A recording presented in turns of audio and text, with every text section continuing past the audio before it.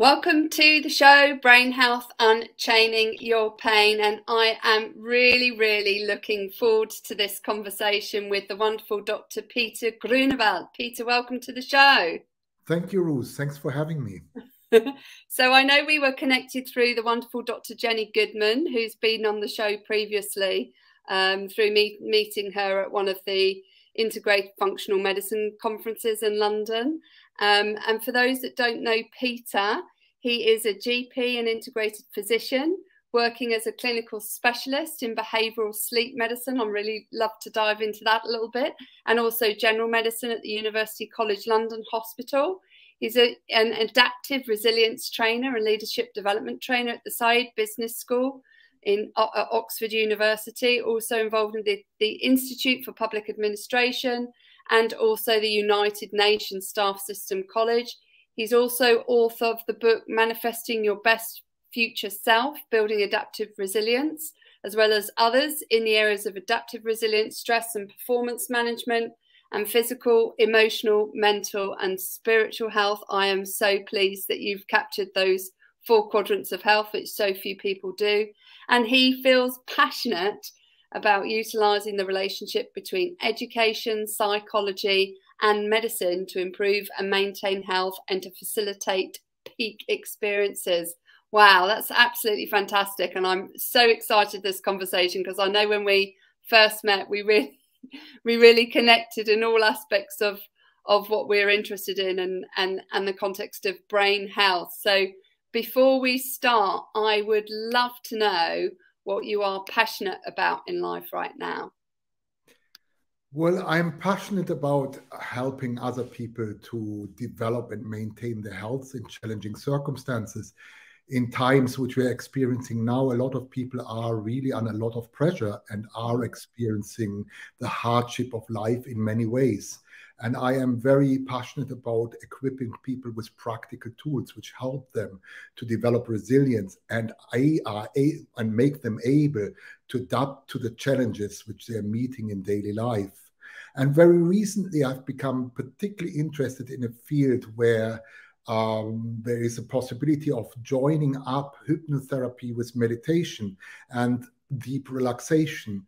And I do think that because we are exposed to a lot of stress, and I will possibly on the show talk a little bit more about it, it's particularly important to help those parts within the human organism which are responsible for recovery, the parasympathetic nervous system.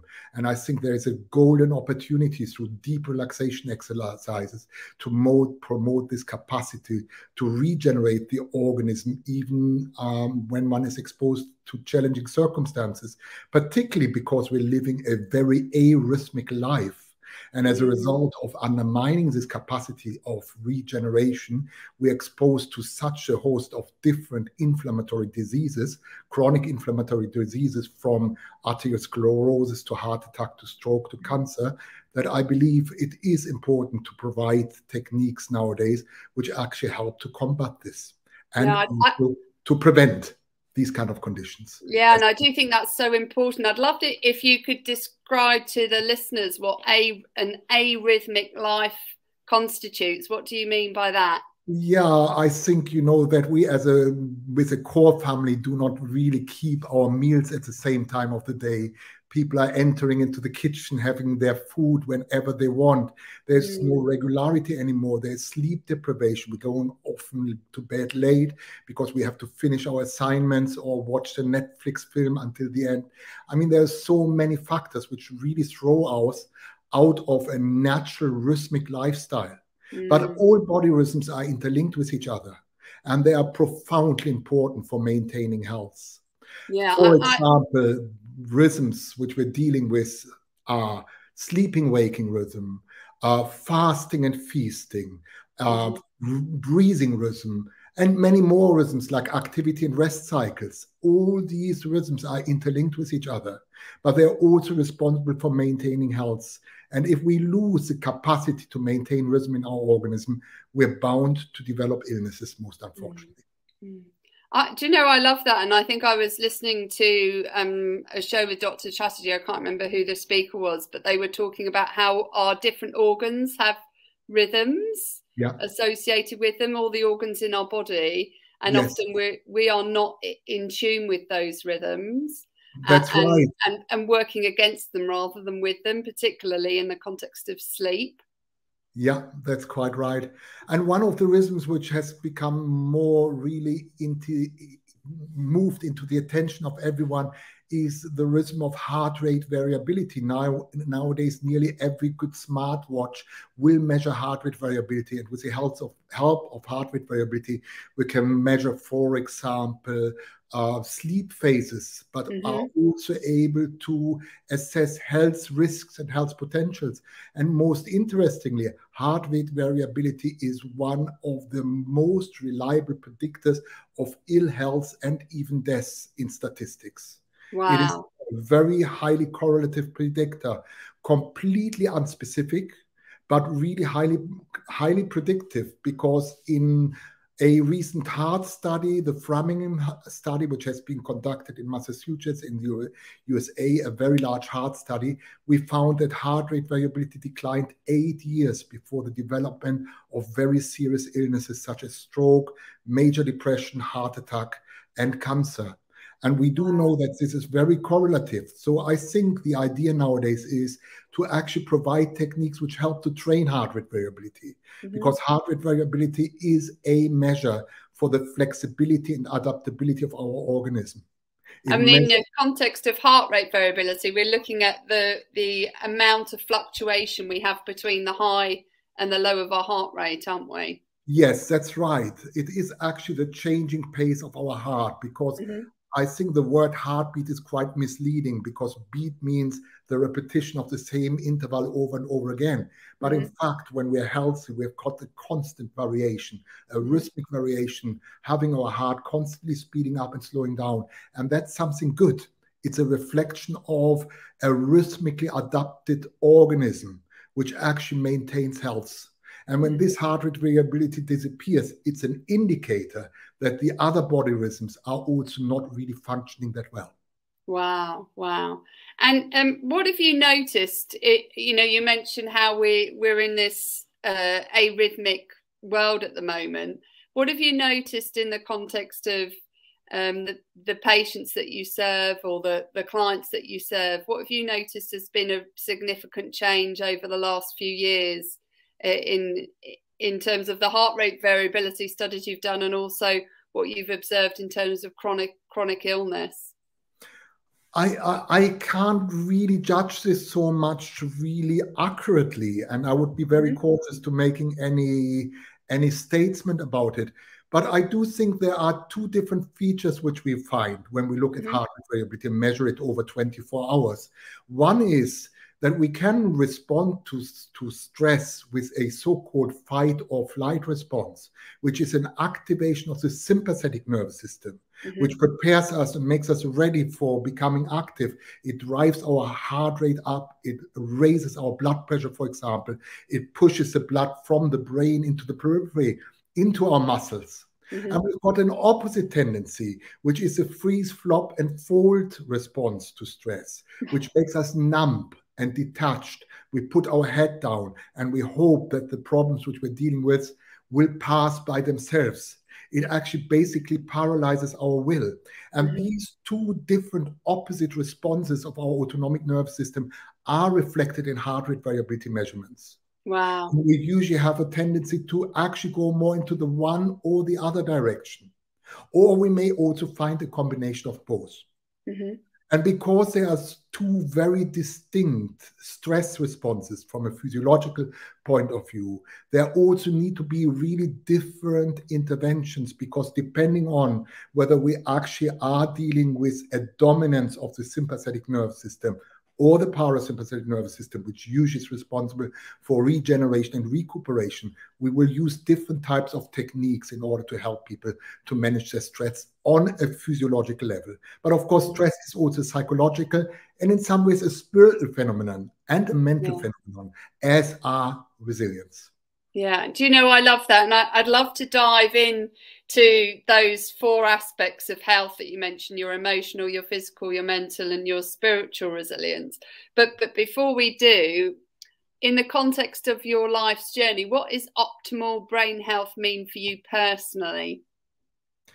Well, optimal brain health means for me, maybe on a psychological level, that there is a kind of balance between our cognition, our emotion, and our will, our motivation. That's not always guaranteed. I think very often we find that people, or we all can be in certain situations, become quite impulsive, or, you know, in terms of our actions, really quite withdrawn. Our emotions can actually go a different way than our thinking. We may have an abstract intellectualism which doesn't reach down into our heart region or into our will. To actually know what we should do and being unable to actually do it is one of these pathologies which we are experiencing. To act in an impulsive way without reflecting upon what we're doing is one of these pathologies. Having really strong emotions which have no consequences in our action and no insights, on the other hand, I think are also pathology in itself. So for me, brain health is the capacity to bring all three areas of cognition, emotion, and will or motivation into a kind of balance, into a kind of harmony, so that we're capable to actually manifest ourselves as human beings in a creative manner and can make a real difference in our social context. Yeah, do you know, I love that. I don't think anybody's brought in the context of will and motivation into what optimal brain health means from them personally. Has there ever been a time for you, if you take us back on your journey into your past, if you're willing to, has there ever been a time where those three elements have been misaligned for you, your cognition, your will, and your motivation? Yeah, I think I actually came out of a relatively traumatic life experience. My parents didn't always really do optimal parenting, although they did as good as they could. But I certainly had a number of adverse childhood events in my life, which actually started with being prematurely born at 7 months and then having to go to an incubator. So I think I've had quite a few experiences throughout life. And I think a misalignment came about because I actually created a kind of refuge with a very strong inner life. Because, you know, as my childhood surrounding was not always really very supportive, I actually survived by creating a very rich inner life in which I was able to withdraw, full of imaginations, full of, you know, thoughts and concepts which were for me as alive as sensory perceptions. And I think this was clearly a misalignment because I really didn't connect that strongly with the environment around me. It really prepared me for a number of things which were quite extraordinary. I remember a time when, as an adolescent, I could sit down and do a mathematical operation in my head. And as I would do this, I would feel really an incredible sense of joy. And I didn't realize that I was actually already, in a way, meditating. And that has accompanied me through all my life. This capacity to bring my will into my thinking and actually develop one thought out of the other and become creative in my thinking on all kinds of levels. This was something which I had very strongly developed. And that would allow me to actually sit in a very busy environment and be completely contained, right? Hyper-focused on my own inner activity. Yeah. And that was clearly a great skill, which I've developed further later on in life. And I will say a few things about this later on. But it was also misalignment because the world around me was actually not so nice for me. So I actually really tried to stay away from it to some extent. That changed. I went to boarding school when I was in adolescence, and obviously it was very, very important for me to actually connect to my surrounding. And throughout my life, I've always put myself into situations where I was forced to learn the very things which wouldn't come easy to me. So instead of just going for things which I'm good at, I would have put myself into work and life situations which would force me to develop the qualities which I needed to develop, which is really a loving attitude towards the world of sensory perceptions. And that became very important for me. So I actually chose to live in a community for a little while. I chose to go a path in my career where I actually had to focus on perceptions particularly. For example, I worked for many, many years in special needs education, where you can't help it, but really strongly observe what is in front of your eyes. And I think this has kind of allowed me over time to bring a balance about into my life. And I think this area has become very important for me. And by really meeting, for example, the work of Carl Rogers, with the capacity to suspend judgment with unconditional regard, and also applying the same kind of principles of open-mindedness and open-heartedness and open willingness to observations of nature, I think this has allowed me over time to bring a kind of balance about in my own soul. But that took some time, of course, because it didn't come natural to me. Yeah. I can really relate to that, actually, because I had some adverse childhood experiences myself, and the way to escape and feel safe was to go inside my mind. Yeah. And I, you know, I can relate to being in the flow, where often now my husband is like, Ruth, are you with us? Because I'm very much hyper focused on what I'm doing, and completely disconnected from the world outside. So I'm sure there are many people that can relate to that. When you've had a very difficult childhood or adverse childhood experience, and the surroundings are not safe, the only way you can find safety is to go find safety inside your mind. And there's many guests on the show that have talked about that as well. I'd love to know what inspired you to become a doctor and a general practitioner. What was the catalyst there for you personally? For becoming a doctor? Yeah, I think it was an experience when my appendix was removed when I was 13 years old, and I experienced the hospital environment. And for some reason, I actually had this inkling that this would be really a career for me. And since then, it hasn't really left me. When I was 18, I also was thinking of maybe starting a career as a journalist and wanted to study German and journalism. And I had these two choices. And in the end, I did get a university place in medicine and in journalism and German. And I decided for medicine, and I've never regretted it. Because writing I can do as a doctor as well. But working as a doctor, I wouldn't have been able to do as a journalist, for example. So I think, you know, I was always very keen on both. The humanistic subjects, I think they are called, and also natural science. But I was always very clear that I wanted a job which works with people. Wow. And obviously you had to push yourself outside the comfort zone, your own comfort zone, in order to do the connection with people. Because I know for me personally, I've found it quite challenging right way up to present day. Is forcing myself to connect with people, because I'm comfortable being inside my head. But this is actually what I've always done. I've always put myself into situations outside my comfort zone until I could embrace them with real appreciation and enthusiasm. I love that. I'd love to go, you know, staying on with that theme of pushing ourselves outside our comfort zone is having courageous conversations. Yes. Could you talk a little bit about that, the importance of having courageous conversations with yourself or ourselves? Yes, I think this is really very important, because really one aspect which has always been very important in my life is that when I have experienced adversity and pain, I really always wanted to make sense of it. I wanted to understand why. I wanted to understand, when I get through it, where could it lead me to? And how could I transform it into something which actually helps my personal development and perhaps the development of other people too? And that was a really burning question in me. And I really came across the work of Viktor Frankl, which in some ways was for me as important as the work of Carl Rogers. And they're standing on two poles of our humanity. One is really about opening our senses in love for the world, and the other is this capacity to make sense of everything, to understand why we're suffering. And just for those people in the audience who do not know much about Viktor Frankl was a psychiatrist who as a child survived concentration camps. And his book, Man's Search for Meaning, is phenomenal. Yes, it is phenomenal. It is really about trying to understand how we can transform adversity into a sense of purpose and developing meaning. And I think this is something which is specifically human.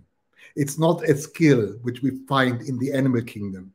And that's why I actually consider it as a really truly spiritual capacity of the human being to be able to actually create values, to create purpose, to create life direction, which is not necessarily just given by the cultural context we are living in, but can be generally created by everyone.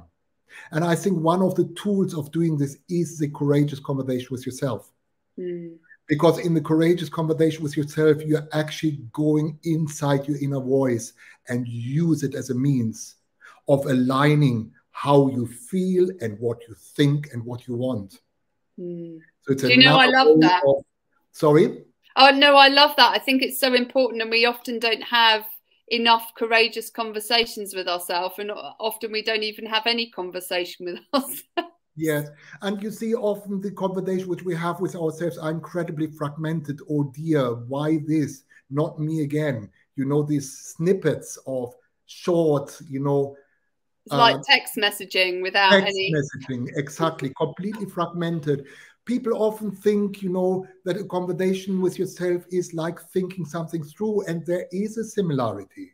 But there's also a difference, because the nature of a conversation, Ruth, is that we're not only relaying our thoughts, we're also relaying our feelings and our intentions. Yeah. And when we have a courageous conversation with ourselves, we're not just thinking, we're feeling our thoughts. Yeah. And we are also wanting our thoughts. We're bringing motivation into it. And we may even develop enthusiasm as a result of our courageous conversation with ourselves. So that we can actually really transform ideas into ideals. And ideals are very different than ideas, because they actually have this love element in them. And I think that's a capacity which we can gain by doing these kind of conversations with ourselves, that we're not only creating purpose, but we're actually also creating the impetus of realizing our goals in life, because they have become really more and more flesh and blood. Yeah. And it's really quite tough, isn't it, for people who've never had anything other than a fragmented conversation to start having these deep, courageous conversations with themselves, because you have to get uncomfortable. Yes, that's right. That's right. And you're quite right, because it can be really quite unsettling.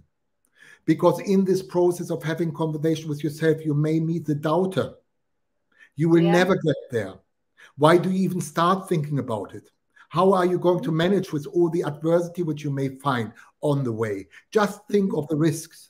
And that needs to be all mitigated, negotiated within your conversation with yourself. And you may also find that you're identifying the discrepancy between what you would like to be, what your potential, your developmental potential is, and what you are in reality in life right now. And that's a painful experience at times. You may say, actually, I never realized, since I have done my courageous conversation with myself, how often I'm forced in daily life to lie, to be untruthful. And that's a painful experience. So I think there is a level of honesty which is being achieved in these conversations with yourselves, which actually puts us a little bit on the spot. And that is just really potentially a little bit uncomfortable. And that's why I call it a courageous conversation with yourself. But there are so many great advantages of developing it that I really strongly encourage everyone to do this. I also do think it's a whole more mark of leadership. It's actually what really helps us develop charisma and the capacity to actually motivate other people to come on board, to buy into our ideas. And really great leaders like, for example, Tony Blair, who was actually able to convince a whole room full of Olympic executives that the Olympic Games had to be in London within, I don't know, 45, 60 minutes. You know, they actually have this capacity because they constantly have conversations with themselves. And as they have conversations with themselves, they're aligning their thinking and their feeling and their will constantly. And that gives an incredible, you know, capacity of persuasiveness also over time in a positive way. But it is also challenging, and it needs a certain level of courage. And I think I love to draw on that persuasiveness, because when you have a courageous conversation with yourself and you also do that deep dive and get curious with the emotions that sit behind the thoughts, or the thoughts that sit behind the emotions, because they're all intertwined, and what that is driving in the context of your behaviors and your actions, is you're able to start being persuasive with yourself. Yes, and like absolutely. you said, you're able to start rewiring those neural networks in your mind. Quite right. And shifting your mindset. Yes, yes, that's very true. That's very true. You can, in fact, give yourself a pep talk. You can actually build courage. You can build enthusiasm. You can build preparedness to actually take adversity onto you in order to pursue your goals. So yes, I do think there is a rewiring taking place. And it is quite possible that you're coming to conclusions in your courageous conversation with yourself, which are really not purely a reflection of the environment you're living in, or a reflection of your natural makeup in terms of your genetic and adaptive qualities which you have developed in life. And I think that's quite extraordinary, right? So, for example, to ask yourself a question like, and when I will be 90 years old, and I look back at my life, what would I like to see in order to find that this was a life well lived? Just gets you right away on the path of such a courageous conversation, because you're taking the view of the future and looking back at your life from a future point of view. That's an extraordinarily good start for a courageous conversation with yourself. And what would your other tips in terms of people who've never had these conversations with themselves? What would I think really what I do in my courses where I teach this kind of technique as well is I tell them to do it first on a piece of paper with a pen and paper, writing it down and breaking it down into questions. Like, for example, what would I like to achieve in the next 1 or 2 to 3 years? Why do I want to achieve it? How would achieving this goal impact on me, on my surrounding, my family, on the society I'm living in, and so on and so forth? What are the risks? What are the obstacles? How do I mitigate the risks? How do I overcome the obstacles? What am I committed to do in order to make this goal a reality? And once I've really written this all down, I put the paper aside and actually pick some of these questions out and start to explore them in my mind. And if I can't do it, then I use my paper again. And then it may be a conversation with myself and then the paper, and a conversation with myself and then reading. After a while, I won't need the paper anymore. And I can train myself slowly to have this conversation with myself. And I will come to very different answers often when I do the conversation than when I do it in writing. In writing, it may look a little bit like a shopping list. But when you do it as a conversation with yourself, it gains an incredible coherence. And your feelings are engaged and your motivation is engaged. That's one way how you can slowly approach training yourself to develop this particular skill. No, I love that, because I think we forget the power of writing things down, don't we? Yes. And then reflecting back on what we've written. Yes. And taking the time to actually really extract the thoughts out of our head and onto paper, or the questions out of our head and onto paper. Yeah. Because if we need to spend that, we need to give ourselves permission to think, because we don't often give ourselves that permission, and it takes time to engage our prefrontal cortex, to activate the logical thinking part of our brain, and to disentangle, as it were, or understand the thoughts that we're having and the emotions attached to those thoughts that are driving us to maybe have more thoughts or negative thoughts, like we call them ants.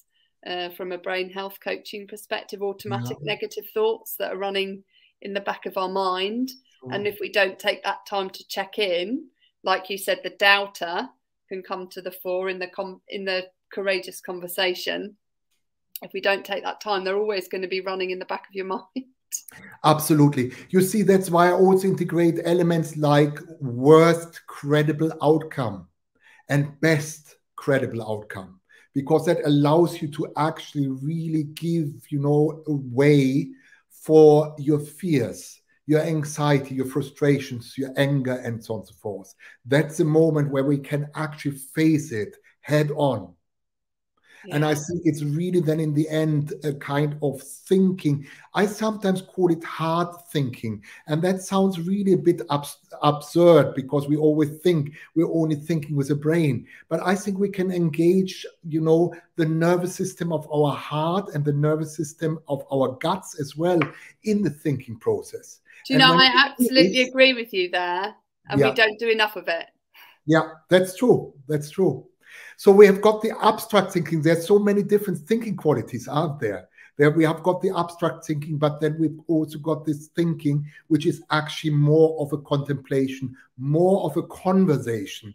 And it's a conversation because our feelings and our will impulses are as much present as our thoughts. And they're actually starting to merge. And that's an extraordinary situation to allow this to happen. Yeah. And I like to think, you know, sometimes our organs start doing the hard work because our mind isn't listening. Yes. And so we express, you know, just from the simple context of stress, we start expressing stress through chronic diseases, or we express it through skin conditions. You know, you take your pick, because we haven't paid attention to what's going on inside our mind. And so, like you say, we start experiencing the heart rate variability, and we start experiencing the gut dysbiosis, we start experiencing the problems with the way in which our organs function, and our whole integrated system works, because we're not paying enough attention to what is happening inside our mind and how connected our mind is to the rest of our body. Yes, I think I'd like to say something about this. This is really a very interesting question, because we often think that, you know, our consciousness processes are all happening in our brain.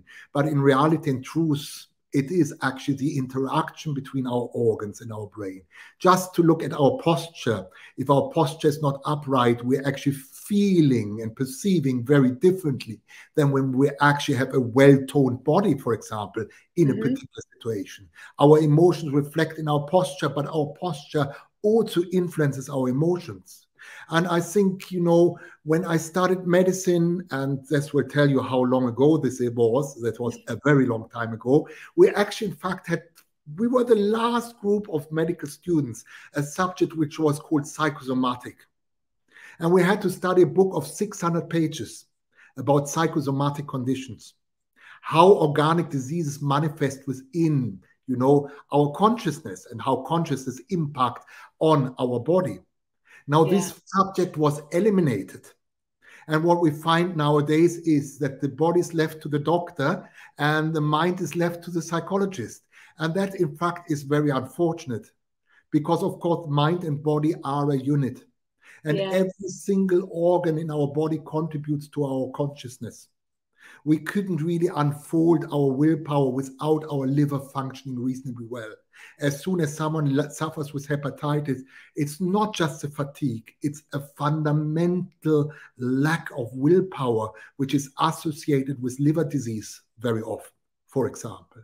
And kidney, you know, disorders are often related to a certain level of heightened and lowered emotionality, where people go from getting agitated into a state where they're in a kind of stupor, where they're basically dimmed down in their emotional response. So each organ, heart organ and conscience, I mean, each organ has a particular function in contributing towards our consciousness. And I think we used to read the language of organs. We don't do this anymore. And this is a real loss in medicine, I believe. Yeah, I completely agree with you. And I think, you know, just picking up from the, you know, the integration of that is the hypothalamic pituitary adrenal axis, which is the, you know, is the very strong link between the adrenal glands and our kidneys, as well as the, you know, pituitary gland, where we have the hormones that are generated in the hypothalamus in our brains. And they can, you know, we can experience, let's call it dysbiosis or imbalance, because of the sympathetic nervous system, the fight or flight response being constantly on and not being able to turn it off.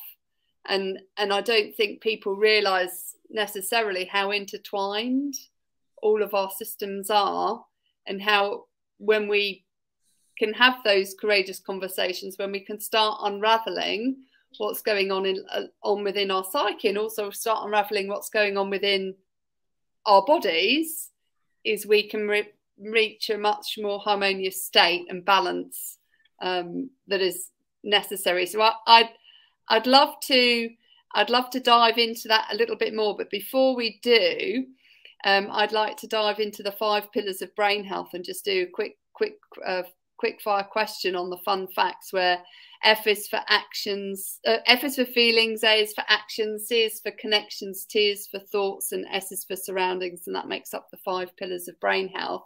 And I know we've talked a lot about connection, so I'd love to dive into the 3rd pillar, which is connection to yourself in this instance. What's the most important value for you that guides you in your life? I think really to support the autonomy of human beings and their capacity to develop love. I think there are 3 great drivers of human evolution, which really start with the first breaths which we take as babies.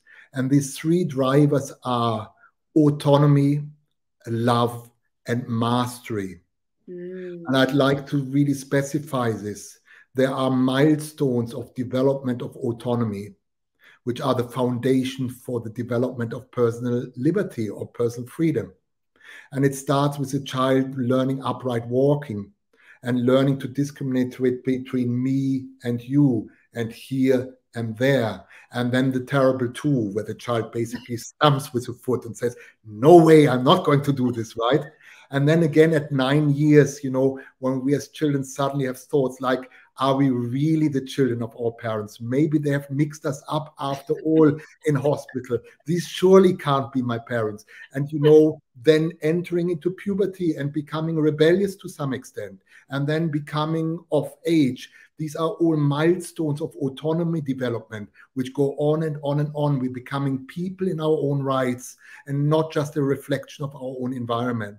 And I think these capacities need to be strengthened, because not everyone actually has the courage to develop it. There are many people who feel guilty when they say no, for example, when they stand up for themselves. They want to help all the time. They want to serve all the time, but they're also burning out because they can't really look after themselves that well. And on the other hand, we've got the opposite. You know, the me people who only want to do everything for themselves and really don't care at all about their environment. I think it's about a very healthy balance between the 2. And this is really one of the great ideals for me in life, to actually help other people to identify where they are and how to develop these particular capacities towards connecting perhaps more lovingly and more selfless with your environment, serving the community, serving the family, serving, you know, in a relationship, but also being able to properly look after myself, to properly being able to identify what I want and why I want it, and how what I want actually impacts on the life of other people. Because just because I pursue my own goals doesn't mean that it puts me necessarily in a kind of antithesis with my surrounding. Not at all. I may very well take on things, you know, which are really serving my environment, and that may be the case in most cases, but I do it because I do it. And that makes a real difference than if I just follow. So I think really developing this capacity of freedom, individual personal freedom, and also love, and also a certain mastery in life, because that's also important. We want to be in control of the area which we're working in, for example. We want to become experts in our own field. We want to be good in what we do. And I think this is very justified. I think these 3 pillars drive human evolution. And I am very keen to identify with my clients and with my patients what they need in order to fulfill all 3 areas of life. Do you know, I think that's wonderful. And I think we, you know, the autonomy really drives in for me, is this being authentically you and understanding that you are unique. Yes. Because everyone else is taken. So just be you. And yes. I think it's very easy, isn't it? Certainly in some aspects of society, it's happened to me personally, where I was not fitting the mold. Yes. And I decided that I needed to change in order to fit the mold. And in fact, I was never going to fit. And so the actual resolution was I needed to step away from the environment because the environment wasn't serving me. It wasn't the right fit for me, rather than me being the right fit for it, if that makes sense. And I think we don't spend enough time, do we, to learn how to develop that autonomy. No. We can be very much attached to something or someone or some ideal without truly understanding who is it that we truly are, and who are we as an individual and a person. And this is really, Ruth, where I believe we can't do without the courageous conversation with ourselves, because this is really the very tool that actually helps us to explore our values, our ideas, and the relationship of our values with the values of the society or the organizations, small or large, we are living in. And I think it's the same with love, isn't it? Because to find love and to love others, we have to kind of first take the time to love ourselves, because it's the first relationship and the last relationship we'll ever have is the one we have with ourselves. That's true. And we can work on this. And I think one of the steps to work on it is actually to develop a real, genuine sense of gratitude. I think, techniques like gratitude exercise are incredibly helpful to work on our self-esteem and really also on our self-love to some extent. That's just one area.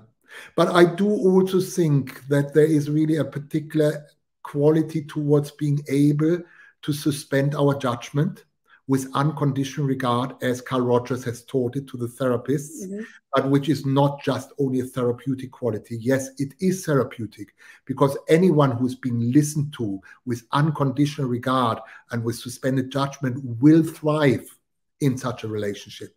This is just a fact. We know this from sound research, which has shown that a therapist who's just listening in the right mode really, really helps his patient. But, it's actually something which needs to live in our daily life as well, with our partners, with our children, and so on. So this capacity to actually suspend judgment, develop an open mind. It's not important what I think, but I really want to take in your thoughts now and want to allow them to work on me. And before I judge, I let them first, reverberate within myself. And the same with your feelings and my feelings, making space for the other person within myself without instantly having a judgment about it, right? So really also having an open heart, and then an open will, which means I really want to serve the developmental needs of someone else. I mean, these are all really capacities which we can start to learn, even if we can't yet quite love ourselves. But I do think loving ourselves is also really incredibly important. It is very important. But to work on this capacity to suspend judgment and developing these kind of open qualities is also incredibly helpful and important. And it can be extended beyond human relationships, also even into nature, because we are often really completely disconnected from nature, sitting in front of computers, for example, day in, day out, and lose our connection with nature to some extent. And to actually really reintegrate ourselves and make nature our home too, I think requires a certain capacity of letting go of our own thoughts, of this intellect, which has served us so well in so many areas of our lives, but doesn't serve us that well often in social relationships, and certainly doesn't serve us that well in order to actually get a more harmonious relationship with nature, for example. Sometimes we have to give up the very qualities which make us strong in order to actually develop other qualities which really truly connect on a level of love, and love for fellow human beings, and also love for nature, for example, if that makes sense. Yeah, no, it does to me. And I think it's really important in the context of us finding the right rhythm as well, which we talked about in the beginning. It is a rhythm. You're quite right. Because when we have a conversation, I listen and then I speak.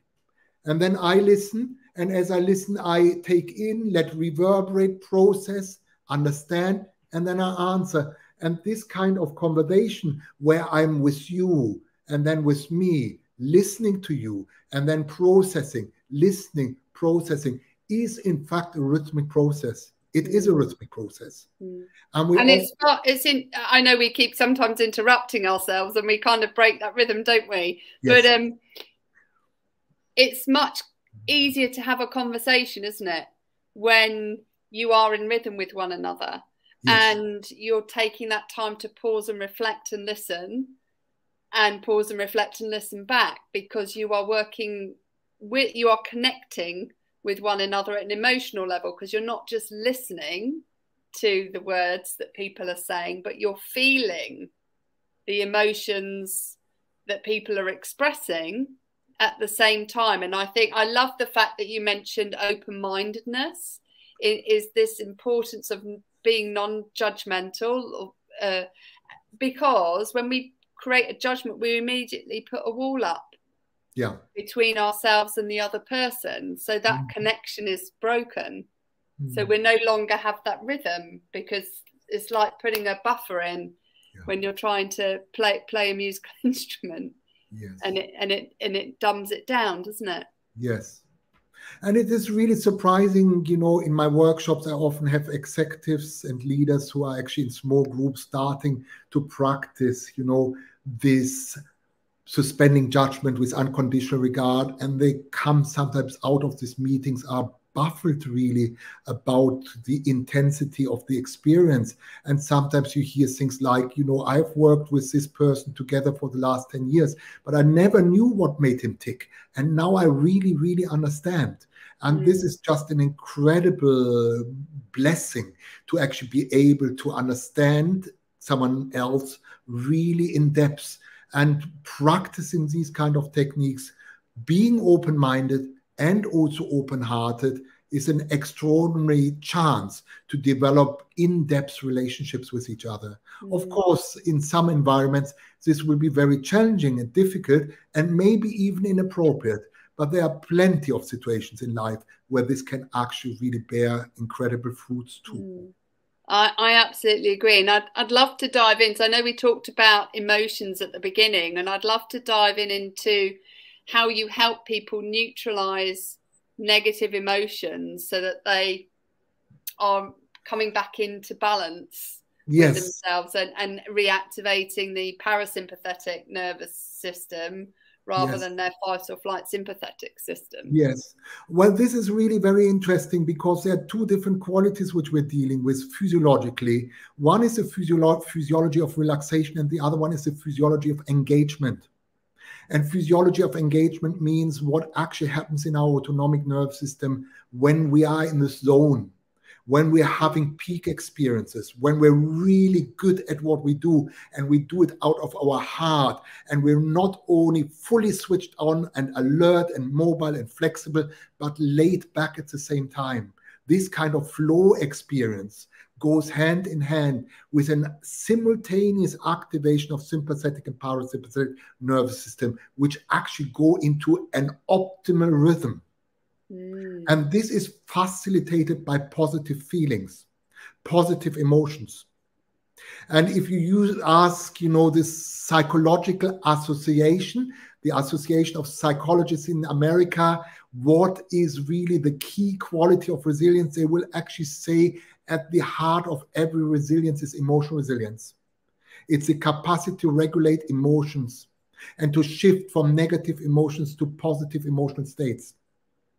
And I think that's extraordinarily important, because when we make these heart rate variability measurements, and you actually have someone who's got, for example, a finger clip on, or maybe a chest band or an ECG, and you're projecting their heart rate variability on a wall, and you're asking them a stressful question like, Ruth, how good is your mental arithmetic? And let's say your mental arithmetic wouldn't be that good. And I would then say, now tell me in front of everyone else, how much is 365 minus 89? You'd see a really interesting phenomenon. It's not a surprise. What you would actually see is that your heart rate goes up and your heart rate variability disappears. It's gone.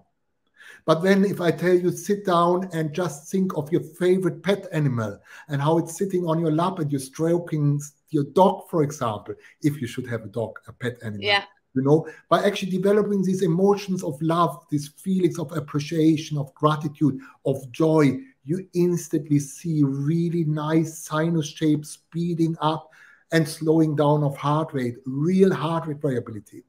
And here you can prove scientifically why positive emotions are health promoting, because they're rhythm creating.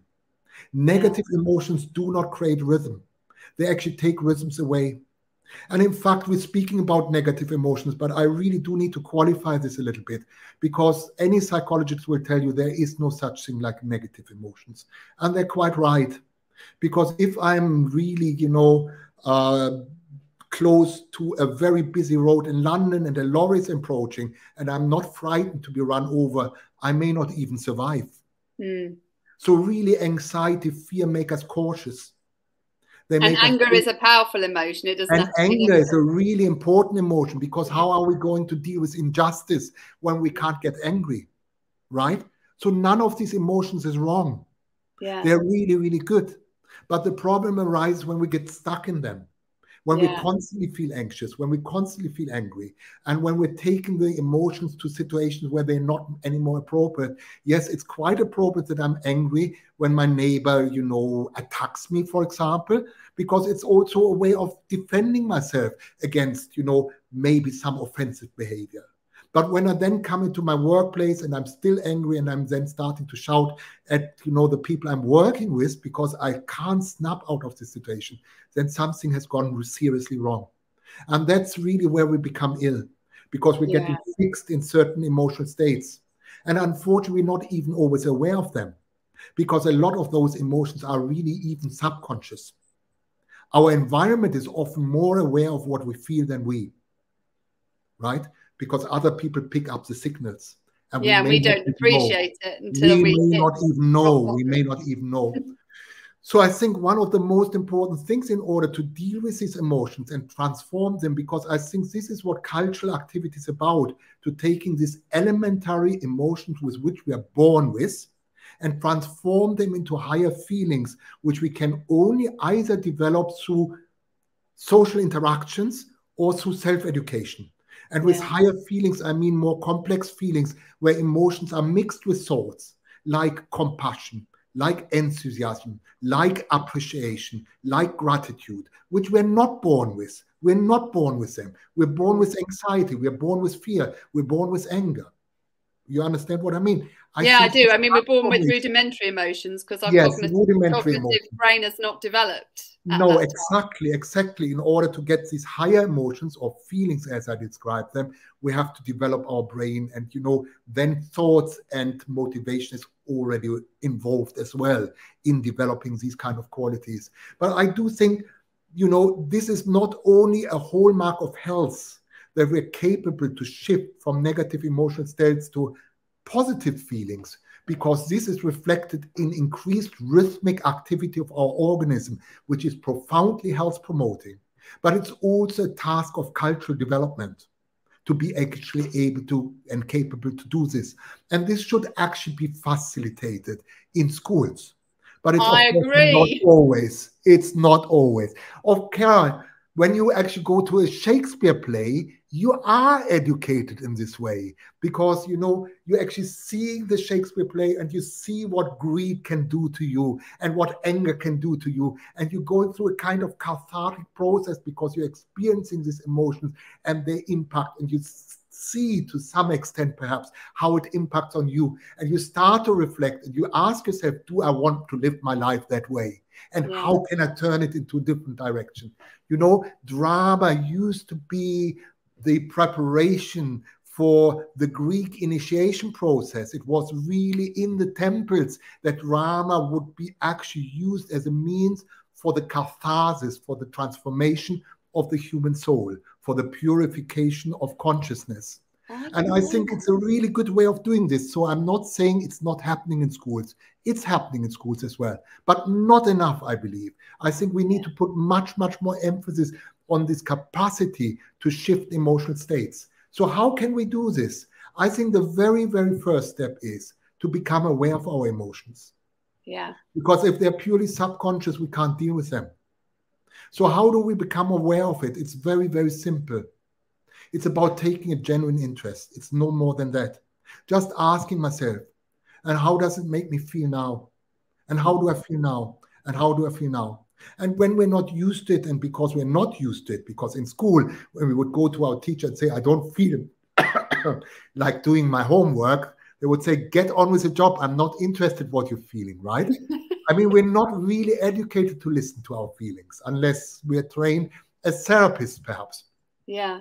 Yeah, I completely agree. And I think it, you know, for me, I write down my feelings every night. Yeah, I think that's really, really important. And that's what I wanted to also advise, because the first thing is that we need to ask. And very often we will draw blank because we're not used to it yet. Yeah. But after a while, when we ask and ask and ask and take a genuine interest, these feelings will just pop up. And one way of doing this is precisely what you've described, to actually keep a journal in the evening. Yeah. And to maybe look back at maybe 5 or 6 significant events, maybe even negative events, and asking myself, what did I experience? And how did it make me feel at the time? And then to use a feelings inventory and actually picking out the emotion. Why a feelings inventory? Because we haven't learned the language of feelings yet. Yeah. We are actually really analphabets in this regard. Yeah, I absolutely aligned with you. We are actually really, truly illiterate because we haven't been educated to do this. Yeah. You know, we may say, I feel okay, but what does it mean? What does it mean you feel okay? I feel great. What does it mean? Do you feel joyful, enthusiastic, appreciative, grateful? You understand what I mean? Happy? Yeah, I do, totally. It's really about the specificity, and that's the same with anger. Anger could be, I feel let down, I feel hurt, I feel disappointed, I feel, you know, impatient. Any of this could be anger. So we need to educate ourselves to learn the vocabulary. Yeah. And when we do this consistently, what the psychologists call emotional granularity, then 2 things happen. First of all, we start to do this process even in day-to-day situations, and not when we do our gratitude, our reflective diary only. Yeah. We really go through life and start to name our emotions. This is, of course, an incredibly important process for developing emotional intelligence, because only if we understand our emotions, we are able to understand the emotions of other people. And only if we learn to regulate our own emotions, we can help other people to regulate their emotions too. And do not forget, our emotions influence our judgments, our decision-making, and our behavior incredibly. Absolutely. Even our health. And even when we're not aware of them. So bringing them into the awareness and naming them has the following effect. It actually neutralizes emotional states. It neutralizes them. It disconnects the emotional response from the event, which means when I get into the same or similar events again later on in life, I will not react in the same way anymore. It's a kind of neutralizing. We know this. As soon as we start naming emotions precisely, the limbic system, which is responsible for emotion processing and which suppresses the activity of our prefrontal cortex, which is the executive function of our brain, and suppresses the hippocampus, which is responsible for long-term learning and long-term memory, right? As soon as we name an emotion, the activity of the limbic system is driven down, the prefrontal cortex and the hippocampus go back online, and they can do their job, which means we can process the experience, we can learn from them. As long as our limbic system, you know, is basically hyperactive, we're not learning a thing from our past experiences. Yeah. And this learning happens during nighttime. And when you actually keep such a diary before you go to sleep, then a transformation process takes place during sleep as well. Because during sleep, we're constantly learning. We're thinking things through and we're processing them.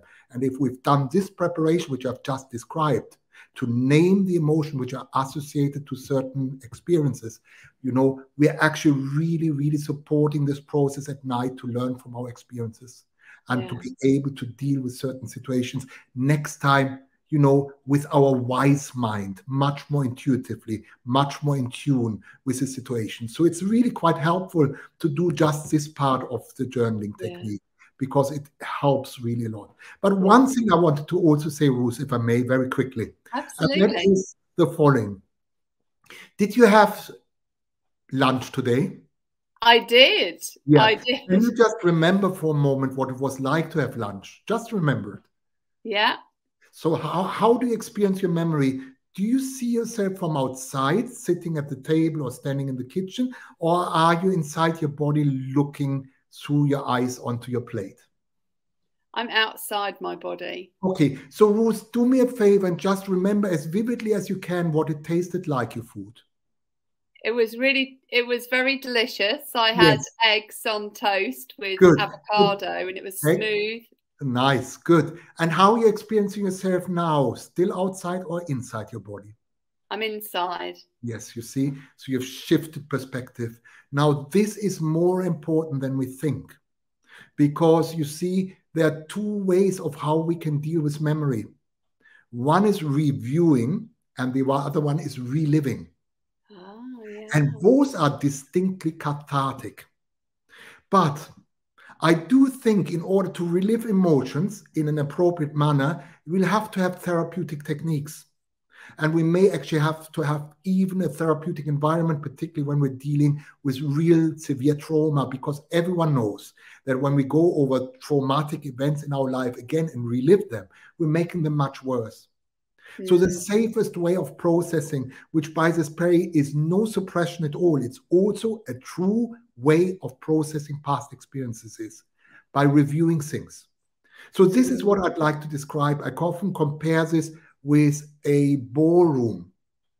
You know, one of these old-fashioned ballrooms which have balconies, and you're dancing with your partner, and after a while you say, thank you, I've danced enough. Let's go up the stairs and stand on the balcony and look down on the dance floor. Of course, you're getting a very different view on life, don't you, when you're on the balcony?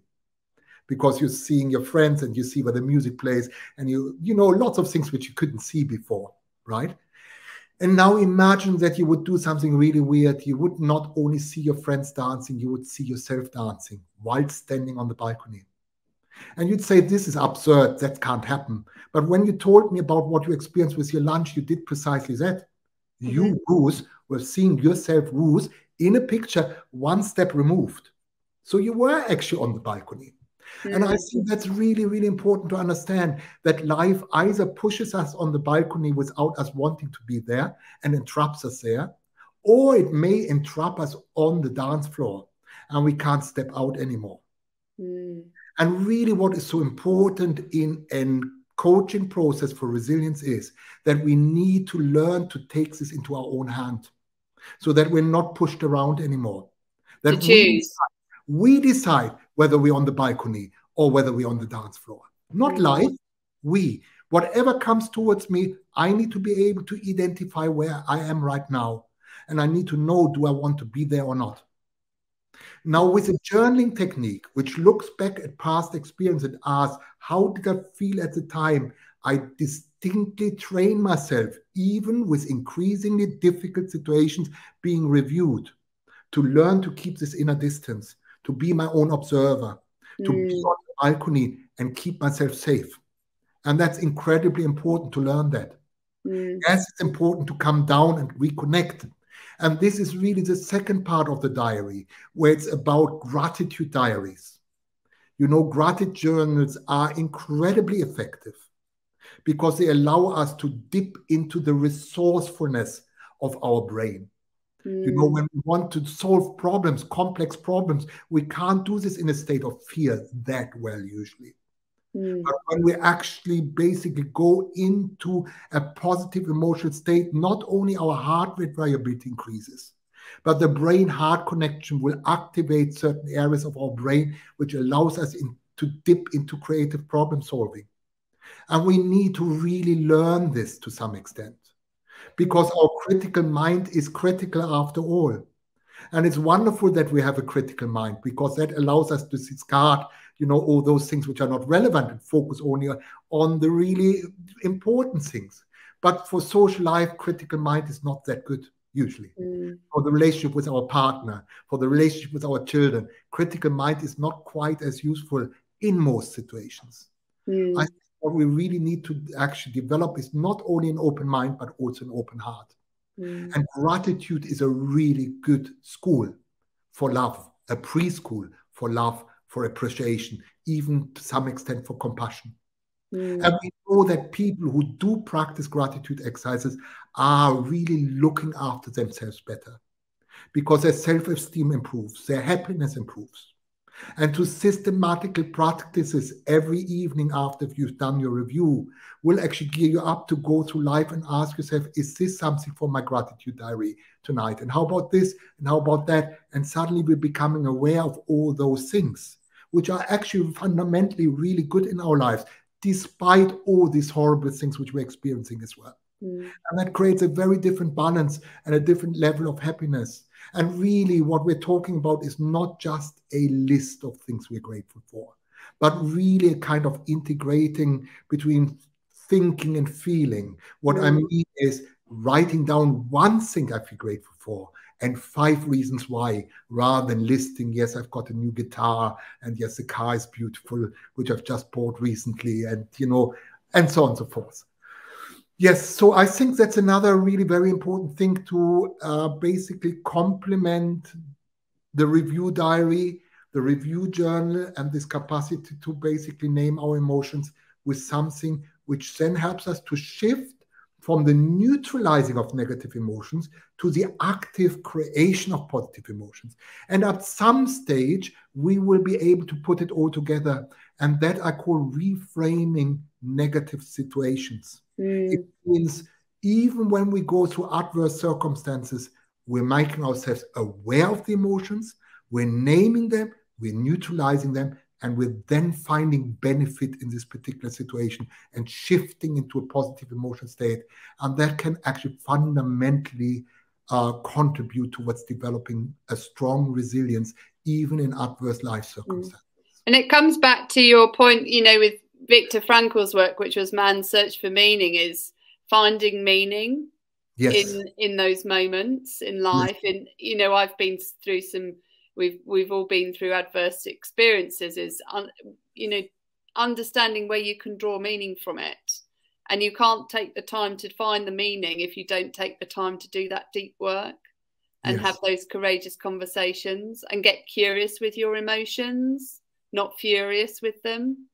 So we really need to be, you know, have that curiosity around everything and keep probing the why all the time to understand ourselves much better. Peter, it's been a fantastic conversation. I'd love to know, what one piece of advice would you give to anyone who's really struggling with connecting with other people, maybe as a consequence of restarted with as a result of past adverse childhood experiences? What one piece of advice would you give to anyone who's struggling with connecting with others? Yeah, I think two distinct exercises I would like to suggest. One is really going out in nature and doing nature observations, and really with suspending judgment, just looking at the blue sky and not thinking anything, but absorbing the color, letting it reverberate within myself, and then really basically resurfacing and asking, what does it tell me? A green leaf, the color of a flower, for example. Taking a deep, deep, deep interest in nature is one step in this direction. Once this is done, then the same kind of quality can also be applied in human relationships through a real, true listening, where we're entering into this mode of giving up our own thoughts for the moment, suspending them, not allowing them to actually come between me and the person I'm listening, and really deeply listening, and really not only listening with our ears, but also listening with our eyes, looking at gesture, mimic, posture, breathing, listening to the music of the voice, the rhythm, the melody, and not interpreting it immediately, but absorbing it, letting it reverberate within myself, asking myself then, what does it mean to me? And then responding, giving myself time in this process of encountering other people.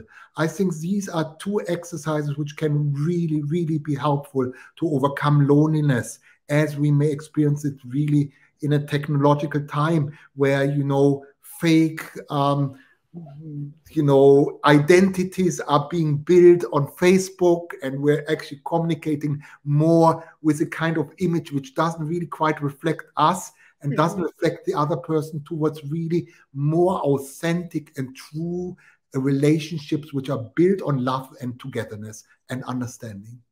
I absolutely love that. And I think, you know, taking that time, giving yourself that permission to pause and connect with nature, it allows you to really slow everything down.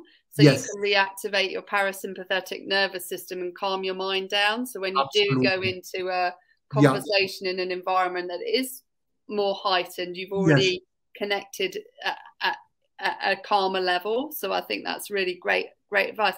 Peter, how can people get hold of you and learn more about what you do, and if they want some more support themselves? Yes, I mean, first of all, I really just like to mention that I have written books on these particular areas. And I'd like to just mention them. One I've published in 2007, which is called The Quiet Heart. And the other one I've published about 2 years ago, which is called Manifesting Your Best Future Self, Developing Adaptive Resilience.